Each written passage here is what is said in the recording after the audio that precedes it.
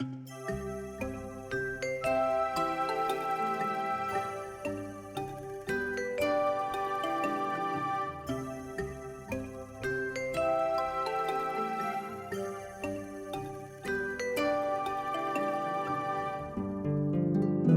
to the marvelous land of Oz. I'm Mardell.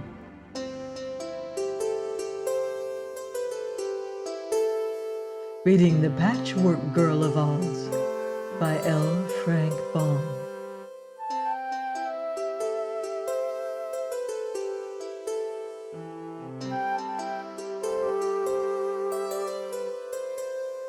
Chapter 9.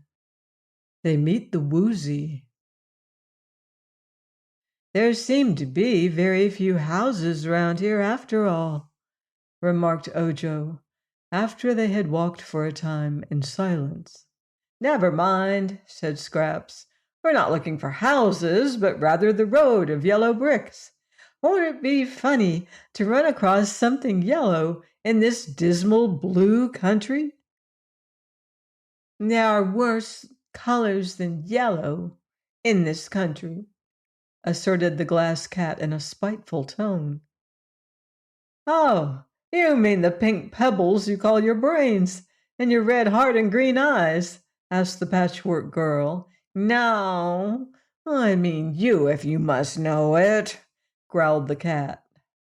You're jealous, laughed Scraps. You'd give your whiskers for a lovely, variegated complexion like mine. I wouldn't, retorted the cat. I've the clearest complexion in the world, and I don't employ a beauty doctor either. I see you don't, said Scraps. Please don't quarrel, begged Ojo.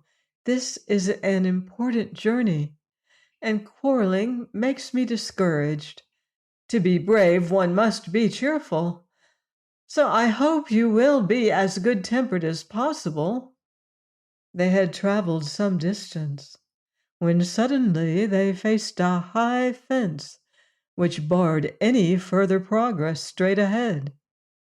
It ran directly across the road and enclosed a small forest of tall trees set close together. When the group of adventurers peered through the bars of the fence, they thought this forest looked more gloomy and forbidding than any they had ever seen before. They soon discovered that the path they had been following now made a bend and passed around the enclosure. But what made Ojo stop and look thoughtful was a sign painted on the fence which read, "Beware of the Woozy." That means, he said, that there's a Woozy inside that fence, and the Woozy must be a dangerous animal, or they wouldn't tell people to beware of it. Let's keep out then, replied Scraps. That path is outside the fence, and Mr. Woozy may have all his little forest to himself, for all we care. But one of our errands is to find a Woozy, Ojo explained. The magician wants me to get 3 hairs from the end of a Woozy's tail. Let's go on and find some other Woozy, suggested the cat. This one is ugly and dangerous, or they wouldn't cage him up. Maybe we shall find another that is tame and gentle. Perhaps there isn't any other at all, answered Ojo.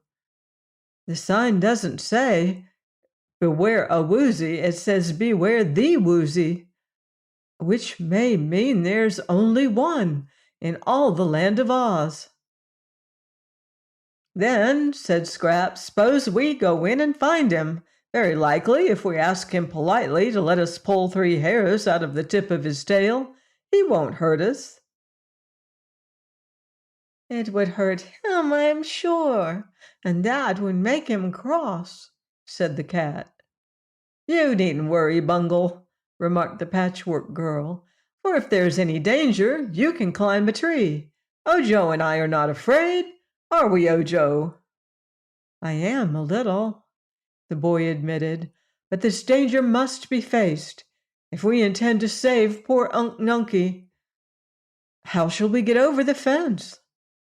Climb, answered Scraps, and at once she began climbing up the row of bars. Ojo followed and found it more easy than he had expected. When they got to the top of the fence, they began to get down on the other side, and soon were in the forest. The glass cat, being small, crept between the lower bars and joined them. Here there was no path of any sort, so they entered the woods, the boy leading the way, and wandered through the trees until they were nearly in the center of the forest. They now came upon a clear space in which stood a rocky cave. So far they had met no living creature, but when Ojo saw the cave, he knew it must be the den of the Woozy. It is hard to face any savage beast without a sinking of the heart, but still more terrifying is it to face an unknown beast which you have never seen even in a picture. So there is little wonder that the pulses of the Munchkin boy beat fast as he and his companion stood facing the cave. The opening was perfectly square and about big enough to admit a goat. I guess the Woozy is asleep, said Scraps. Shall I throw in a stone to waken him? No, please don't, answered Ojo, his voice trembling a little. I'm in no hurry. But he had not long to wait, for the Woozy heard the sound of voices and came trotting out of his cave. As this is the only Woozy that has ever lived, either in the land of Oz or out of it, I must describe it to you. The creature was all squares and flat surfaces and edges. Its head was an exact square, like one of the building blocks a child plays with. Therefore it had no ears, but heard sounds through two openings in the upper corners. Its nose, being in the center of a square surface, was flat, while the mouth was formed by the opening of the lower edge of the block. The body of the Woozy was much larger than its head, but was likewise block-shaped, being twice as long as it was wide and high. The tail was square and stubby and perfectly straight, and the four legs were made in the same way, each being four-sided. The animal was covered with a thick, smooth skin and had no hair at all, except at the extreme end of its tail, where there grew exactly 3 stiff, stubby hairs. The beast was dark blue in color, and his face was not fierce nor ferocious in expression, but rather good-humored and droll. Seeing the strangers, the Woozy folded his hind legs as if they had been hinged, and sat down to look his visitors over. Well, well, he exclaimed, what a queer lot you are. At first I thought some of those miserable Munchkin farmers had come to annoy me, but I am relieved to find you in their stead.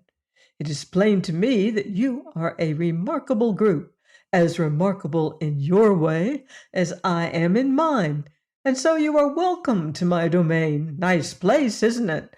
But lonesome, dreadfully lonesome. Why did they shut you up here? Asked Scraps, who was regarding the queer square creature with much curiosity. Because I eat up all the honey bees which the Munchkin farmers who live around here keep to make them honey. Are you fond of eating honey bees? Inquired the boy. Very. They are really delicious. But the farmers did not like to lose their bees, and so they tried to destroy me. Of course, they couldn't do that. Why not? My skin is so thick and tough that nothing can get through it to hurt me. So finding they could not destroy me, they drove me into this forest and built a fence around me. Unkind, wasn't it? But what do you eat now? Asked Ojo. Nothing at all. I've tried the leaves from the trees and the mosses and creeping vines, but they don't seem to suit my taste. So, there being no honeybees here, I've eaten nothing for years. You must be awfully hungry, said the boy. I've got some bread and cheese in my basket. Would you like that kind of food? Give me a nibble and I will try it. Then I can tell you better whether it is grateful to my appetite, returned the Woozy. So the boy opened his basket and broke off a piece of the loaf of bread. He tossed it toward the Woozy, who cleverly caught it in his mouth and ate it in a twinkling. That's rather good, declared the animal. Any more? Try some cheese, said Ojo, and threw down a piece. The Woozy ate that too and smacked its long, thin lips. That's mighty good, it exclaimed. Any more? Plenty, replied Ojo. So he sat down on a stump and fed the Woozy bread and cheese for a long time, for no matter how much the boy broke off, the loaf and slice remained just as big. That'll do, said the Woozy at last. I'm quite full. I hope this strange food won't give me indigestion. I hope not, said Ojo. It's what I eat. Well, I must say I'm much obliged and I'm glad you came, announced the beast. Is there anything I can do in return for your kindness? Yes, said Ojo earnestly. You have it in your power to do me a great favor, if you will. What is it? Asked the Woozy. Name the favor, and I will grant it. I want 3 hairs from the tip of your tail, said Ojo with some hesitation. 3 hairs? Why, that's all I have. On my tail or anywhere else, exclaimed the beast. I know, but I want them very much. They are my sole ornaments, my prettiest feature, said the Woozy uneasily. If I give up those 3 hairs, I'm just a blockhead. Yet I must have them, insisted the boy firmly. And then he told the Woozy all about the accident to Unc Nunkie and Margolot, and how the 3 hairs were to be a part of the magic charm that would restore them to life. The beast listened with attention, and when Ojo had finished the recital, it said with a sigh, I always keep my word, for I pride myself on being square. So you may have the 3 hairs and welcome. I think under such circumstances it would be selfish in me to refuse you. Thank you very much, cried the boy joyfully. May I pull out the hairs now? Any time you like, answered the Woozy. So Ojo went up to the queer creature, and taking hold of one of the hairs, began to pull. He pulled harder. He pulled with all his might, but the hair remained fast. What's the trouble? Asked the Woozy, which Ojo had dragged here and there all around the clearing in his endeavor to pull out the hair. It won't come, said the boy, panting. I was afraid of that, declared the beast. You'll have to pull harder. I'll help you, exclaimed Scraps, coming to the boy's side. You pull the hair, and I'll pull you, and together we ought to get it out easily."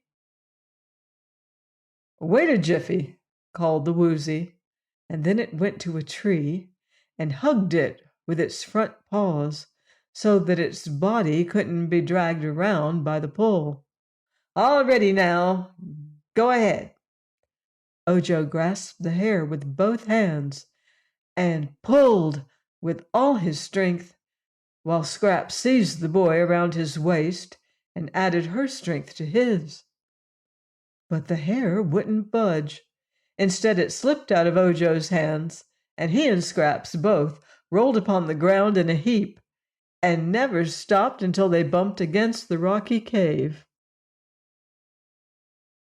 "Give it up," advised the Glass Cat, as the boy arose and assisted the Patchwork Girl to her feet. "A dozen strong men couldn't pull out those hairs. I believe they're clinched on the underside of the Woozy's thick skin." "Then what shall I do?" asked the boy despairingly. "If on our return I fail to take these 3 hairs to the Crooked Magician, the other things I have come to seek will be of no use at all, and we cannot restore Unc Nunkie and Margolot to life."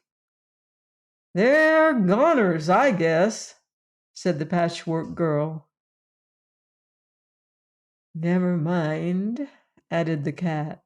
"I can't see that old Unc Nunkie and Margolot are worth all this trouble anyhow." But Ojo did not feel that way. He was so disheartened that he sat down upon a stump and began to cry. The Woozy looked at the boy thoughtfully. "Why don't you take me with you?" asked the beast. "Then, when at last you get to the magician's house, he can surely find some way to pull out those 3 hairs." Ojo was overjoyed at this suggestion. "That's it!" he cried, wiping away the tears and springing to his feet with a smile. "If I take the 3 hairs to the magician, it won't matter if they are still in your body." "It can't matter in the least," agreed the Woozy. "Come on, then," said the boy, picking up his basket. "Let us start at once. I have several other things to find, you know."